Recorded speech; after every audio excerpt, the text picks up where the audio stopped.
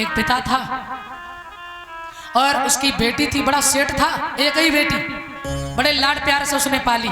और मैं एक चीज आपको और बता दें, लड़की को बिगाड़ने में सबसे बड़ा हाथ होता है माता पिता का। जो लड़की के पियर में माता पिता, कथा तो तुम रोज सुनते रहना और संक्षिप्त में सुन लेना, मगर जो सुधार की बात सुन ले एक बार, क्योंकि लड़की को सबसे बड़ा बिगाड़ने का हाथ यदि होता है तो पीहर से, माता और पिता का। माता पिता ने कहा कोई तकलीफ हो तो हमें बताना, बस 2 मिनट में लाइन में लगा देंगे। फिर वो लड़की जिंदगी में अपनी ससुराल में काऊ को आदर, किसी का सम्मान करेगी क्या? हाँ, फिर तो वो पूरा चंड के ही रूप धारण करे रहती। सच बता रहे आपको। तो उस बाप ने लाड़ प्यार से बेटी पाली और उसकी अच्छे घर में शादी की। वो घर बड़ा अच्छा था और जब ससुराल में गई तो उसकी आदत थी सो के 8 बजे जगना, 9 बजे जगना। अब घर में बहू सासू मैया काम कर रही और बहू चारपाई पे लेटी है? अब घर वाले परेशान, अब सासू मैया भी हैरान, ससुर भी हैरान। और अगर कोई इतनी भी बात कह दे तो सीधा एकदम बाण का प्रहार, ऐसी बाणी समझ लो लड़वे को तैयार, छुरी की नोक। हाँ, ऐसे कटवचन एकदम समझ लो चंडगई बन जाए। भैया घर वाले हैरान। अब एक दिन अब उसके घर वाले सब बोलना बंद हो गए, परेशान। 4 दिन शादी को नाए भये। एक दिन पिता ने फोन किया, बेटी ने कहा पिताजी से, पिताजी हाँ आप जिस स्थिति में बैठे हो आप तुरंत चले आइए। क्यों? हमें यहाँ से तुरंत ले जाइए 1 मिनट के अंदर, नहीं तो मैं जीवित नहीं रहूंगी। पिताजी ने सोचा ऐसी क्या बात हो गई, मैंने अभी शादी की है, 4 दिन भी ना भाई, और मैंने खूब बेटी को धन दौलत दिया, दान किया है, ऐसी क्या बात हो गई है बेटी? और कोई पिता चाहता कि मेरी बेटी को कोई दिक्कत हो? दद्दा हमारे सम्मान कर रहे हैं, मैं बड़े बुजुर्गों से आशीर्वाद की कामना करेंगे, 101 रुपए से सम्मानित कर रहे हैं। बोल गोविंद भगवान की। एक बात ध्यान में रखना, बेटी के 3 रूप होते हैं, कुंवारी, नारी और महतारी। बेटी चाहे 3 कुल को तार दे, बेटी चाहे तो तीनों को डुबो दे। पिता ने सोचा ऐसी बात क्या हो गई जो बेटी कह रही कि 1 घंटे में आ जाओ और नहीं तो मैं अपनी आत्महत्या कर लूंगी। पिताजी आए, जिस घर का माहौल स्वर्ग जैसा था, सासू मैया उधर बैठी, ससुर उधर बैठे, ननद अलग है और सब अलग अलग हैं, कोई किसी से बोल नहीं रहा है। ससुर बैठा है, पिता आया बेटी का, सासू को पैर छुए, माताजी सब ठीक है, वो नहीं बोली क्योंकि बेटी ने इतना परेशान कर दिया। अंदर में बेटी के पास में गए, बेटी से कहा क्या बात है पुत्री, ये तुम्हारे सास ससुर, ये माता पिता और ये सब पूरा परिवार का माहौल चेंज क्यों है? क्या कोई बात हो गई क्या? आपका घर सब ठीक ठाक है कि नहीं? लड़की कहने लगी पिताश्री 1 मिनट भी इस घर के अंदर नहीं रहेंगे। क्या? बोले ये घर नहीं है, तो बोले एकदम शमशान, ये नर्क है, नर्क, 1 मिनट भी नहीं रहेंगे। अरे ये घर तुम्हारा नर्क है? बोले हाँ। और तुम्हारी सासू? बोले 1 नंबर की चुड़ैल। और तुम्हारा ससुर? 1 नंबर का बदमाश। और तुम्हारा जेठ? 1 नंबर का कमीन। ननद उसकी तो बात ही मत पूछो। देवर एकदम आवारा। और पति? बोले वो तो पूरा जमराज।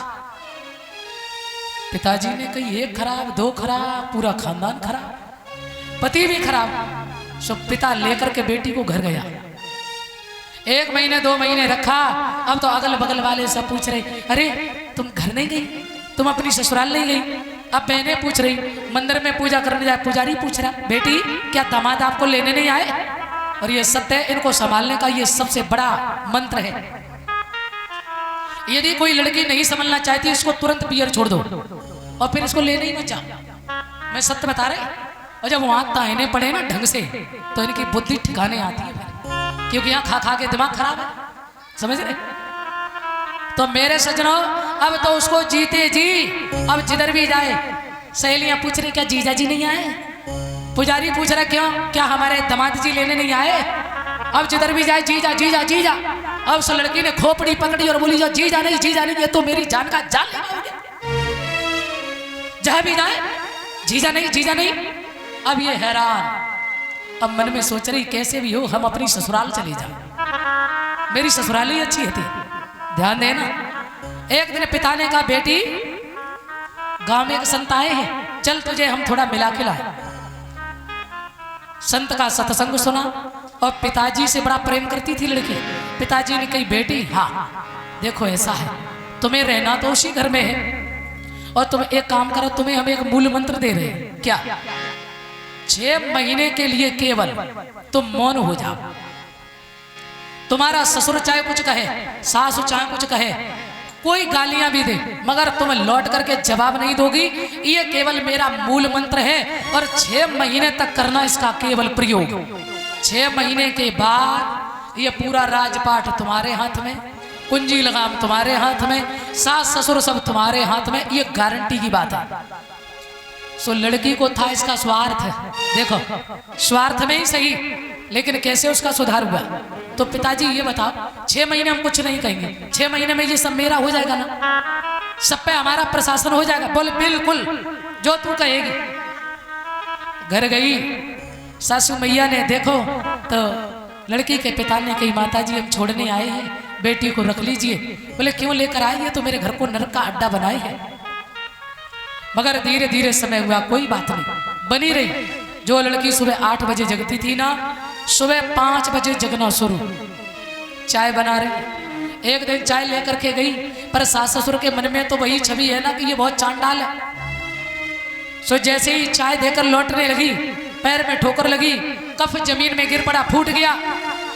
और जैसे ही फूटा तो ससुर ने 1-2 बात कह दी, तो याद आ गई पिता की बात, और मन में दांती पीस रही है कि अगर मेरे पिता ने ये मूल मंत्र नहीं दिया होता ना कि तुझे 6 महीने मौन रहना है, तो ये कफ जो है ना तेरी चांद पे ही फोड़ती। ध्यान देना। और क्रोध में है और सोच रही कि मेरे पिता का मूल मंत्र है, नहीं तो तुझे अभी 2 मिनट में लाइन में लगा देती, अभी 2 मिनट में। अंदर ही अंदर सोच रही, कहा कुछ नहीं। ससुर ने कहा, अरे जे एक बात में 1000 जवाब देती थी, आज क्या हुआ? आज तो बड़ा परिवर्तन हो गया। क्या हुआ? तो मेरे सजनों, 1 दिन 2 दिन 4 दिन 6 दिन, और जब महीना 15 दिन भये ना, तो स्थिति वो हो गई कि जो परिवार इससे बिल्कुल दूर था वो सब प्रेम करने लगे।